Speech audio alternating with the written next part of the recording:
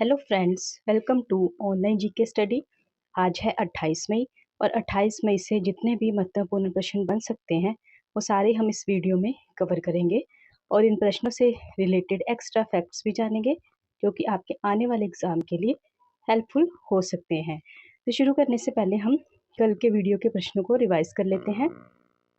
किस मंच के संस्थापक क्लाउस श्वाब ने कार्यकारी भूमिका से हटने की घोषणा की है? विश्व आर्थिक मंच। हाल ही में किस देश ने ASMPA सुपरसोनिक क्रूज मिसाइल का सफल परीक्षण किया है? फ्रांस। हाल ही में किसे UAE के संस्कृत और पर्यटक विभाग से गोल्डन वीजा मिला है? रजनीकांत। हाल ही में दूरदर्शन ने किस नाम के 2 AI एंकर लॉन्च किए हैं? AI कृषि और AI भूमि। अल्लाह माह हलीना को किस देश का राष्ट्रपति चुना गया है? चार देश का। हाल ही में किसने साइबर सुरक्षा अभ्यास 2024 में भाग लिया है? अनिल चौहान ने। हाल ही में खबरों में रहा मिशन ईशान का संबंध किस क्षेत्र से है? हवाई क्षेत्र से। किस देश के राष्ट्रपति ने पैराग्वे के राजदूत को प्रथम श्रेणी स्वतंत्रता पदक से सम्मानित किया है? UAE। बंगाल की खाड़ी में चक्रवात आया है, उसका नाम क्या है? रेमल। हाल ही में समाचारों में रहा उजानी बांध किस राज्य में स्थित है? महाराष्ट्र। तो ये थे हमारे रिवीजन वाले प्रश्न। देख लेते हम आज के प्रश्न। किस देश द्वारा भारत की रुपए सेवा शुरू की गई है? तो ये की गई है ऑप्शन नंबर 2 मालदीव देश द्वारा। दोनों देशों के द्विपक्षीय संबंधों में उथल पुथल के बावजूद मालदीव जल्द ही भारत की रुपए सेवा शुरू करेगा। ये कदम मालदीव के रुपया को मजबूती प्रदान करेगा। कार्ड का उपयोग आधिकारिक तौर पर मालदीव के भीतर रुपए के लेन देन के लिए किया जाएगा। रुपए एक वैश्विक कार्ड भुगतान नेटवर्क है जिसे 2012 में national payment corporation of India द्वारा लॉन्च किया गया था। बात करें मालदीव की तो राजधानी है माले और राष्ट्रपति है मोहम्मद मोयूजी। आपको ये याद रखना है। अगला प्रश्न है, हाल ही में शुद्ध विदेशी भारत के शुद्ध विदेशी प्रत्यक्ष निवेश यानी FDI में कितने प्रतिशत जबरदस्त गिरावट दर्ज की गई है? तो ये की गई है 60.2%।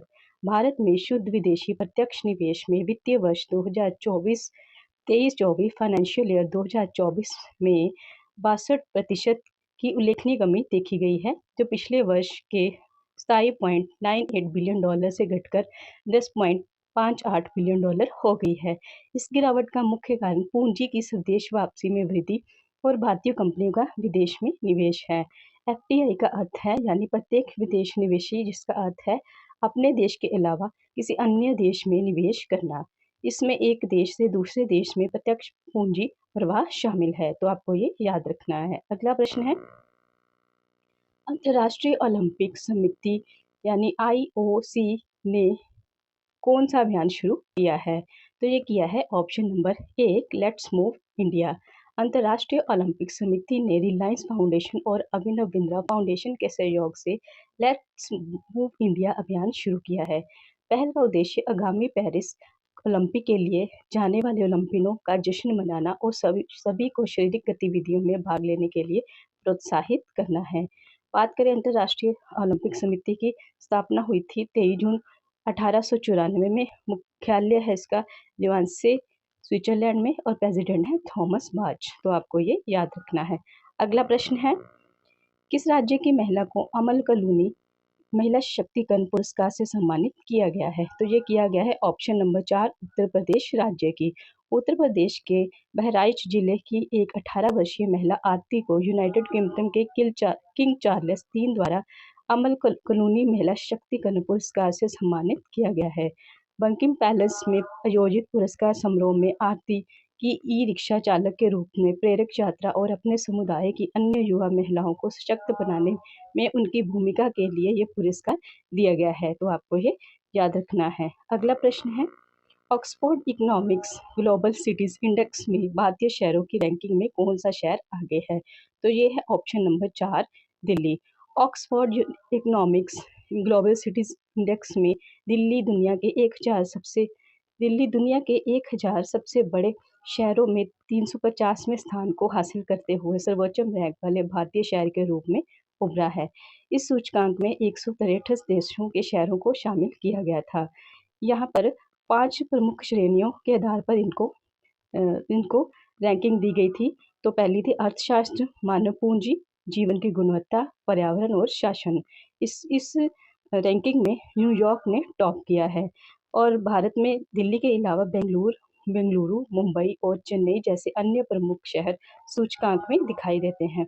बेंगलुरु 111 स्थान पर है, मुंबई 427 और चेन्नई 472 स्थान पर शामिल है। तो आपको ये याद रखना है। अगला प्रश्न है, हाल ही में खबरों में रहा ग्रेट इंडियन बस्टर्ड किस राज्य का पक्षी है? तो ये है ऑप्शन नंबर 1 राजस्थान राज्य का। ग्रेट इंडियन बस्टर्ड जिसे घोड़ावन के नाम से भी जाना जाता है, राजस्थान का राज्य पक्षी है। ये एक गंभीर रूप से लुप्तप्राय प्रजाति है जो मुख्य रूप से शुष्क घास के मैदानों में निवास करती है।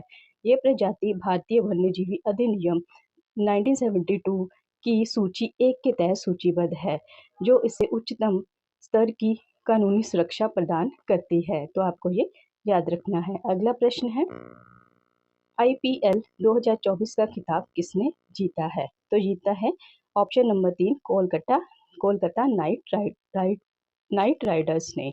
कोलकाता नाइट राइडर्स और सनराइजर हैदराबाद के बीच आईपीएल 2024 का फाइनल मुकाबला चेन्नई के एमए चिदम्बरम स्टेडियम में खेला गया। केकेआर ने 10 साल बाद आईपीएल की ट्रॉफी जीती है। केकेआर ने हैदराबाद को 8 विकेट से मात दी है और 2023 का आईपीएल चेन्नई सुपर किंग्स ने जीता था। तो आपको ये याद रखना है। अगला प्रश्न है, the economics time HR world future ready organisation award 2024-25 से किसे सम्मानित किया गया है? ये किया गया ऑप्शन नंबर 1 एनएचपीसी। भारत की प्रमुख जल विद्युत कंपनी एनएचपीसी को प्रतिष्ठित the economics time HR world future ready organisation award 2024-25 से सम्मानित किया गया है। यह पुरस्कार कर्मचारियों के कौशल को बढ़ाने, पर्यावरण, सामाजिक और शासन हस्तक्षेपों को लागू करने, विविधता, इक्विटी और समावेशन पहलों को बढ़ावा देने और निरंतर तकनीकी उन्नयन को अपनाने में एनएचपीसी के व्यापक प्रसारों के लिए दिया गया है। तो आपको ये याद रखना है। अगला प्रश्न है, किस देश के पूर्व खिलाड़ी शाहिद अफरीदी आईसीसी पुरुष टी20 विश्व कप के एम्बेसडर बने हैं? तो ये बने हैं ऑप्शन नंबर 1 पाकिस्तान देश के। अंतर्राष्ट्रीय क्रिकेट परिषद आईसीसी ने हाल ही में पाकिस्तान के पूर्व कप्तान शाहिद अफरीदी को आगामी आईसीसी पुरुष टी20 विश्व कप के लिए एम्बेसडर यानी राजदूत घोषित किया है, जो जून 2024 में वेस्ट इंडीज और यूएसए में खेला जाएगा। शाहिद अफरीदी, जो कि अपने नाम लाला के नाम से विख्यात हैं, एक विस्फोटक बल्लेबाज और कुशल लेग स्पिनर थे। तो आपको ये याद रखना है।